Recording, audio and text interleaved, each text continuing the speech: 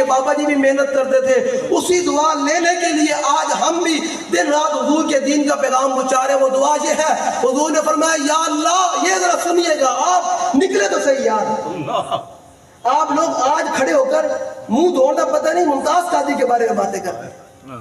میں نے تو کل رات کو بھی لاہور میں چونکہ میں پروگرام تھا، میں نے کہا جنہوں نے وہ ٹاؤٹ تیار کیا ہے نا، اس ٹاؤٹ کو لگام دو۔ ہم بڑی برداشت کر لی ہم نے تمہاری اس ٹاؤٹ کی بکواسیں، اب اس کو لگام دو، ورنہ ہمیں پھر لگام دینی بڑی اچھے طریقے سے آتی ہے۔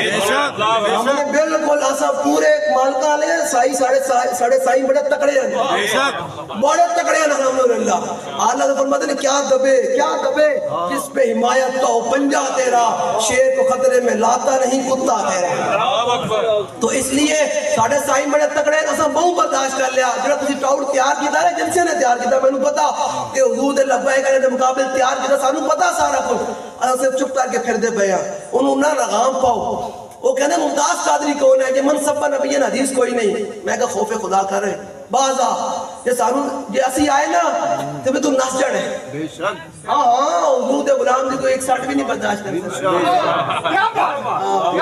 حضور دے غلام دی 160 میں تو نس دا حاتم ابن ابی بلتہ نے دیکھے نا، میں یہ سین کا قائل ہوں، یہ ہے جب حضور کا دشمن دیکھو تو آڑی آواز یہ جی گرج ہونی چاہیے تھی۔ حاتم ابن ابی بلتہ نے حضور نے دیکھے نا کہ میرے آقا مولا کو جس نے پتھر مارا اور حضور کا خون مبارک بہ رہا، تو آپ اپنے آپ سے باہر ہو گئے غزوہ احد میں، کیا یا رسول اللہ یہ کس نے پتھر مارا؟ حضور نے اشارہ فرمایا، حضور نے فرمایا حاتم یہ اس طرف کیا ہے؟ صحابی کہنے میں تلوار نہ بھی تھا، میں پیچھے نسیا ہوں، گھوڑے سے توڑی جا رہا، گھوڑے تھے۔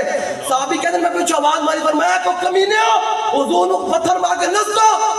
امام نے لکھا کتاب المغازی میں، صحابی کہنے لوگ گھوڑے سمیت اسے جامد ہو گئے۔ تیری شیرت اور آواز ہونی چاہیے تھی، پھس پھسے بندے کا کام بھی کوئی نہیں، یہ دلیرہ کا کام ہے۔ حاتم ابن ابی بلتہ کہنے میں پیچھے آواز ماری، میں کہا کمینے ہو، حضور نے پتھر مار کے نس دو۔ کہنے گھوڑے سمیت اسے جامد ہو گیا، میں جامد آن انہی گردن لائی، انہی گردن ناب کے حضور دی بارگاہ بھی سنٹی، بتا حضور نے دعا دیتی، فرمایا اللہ تیرے نال راضی ہوئے، اللہ تیرے نال راضی ہوئے۔ یہ سبا نبیان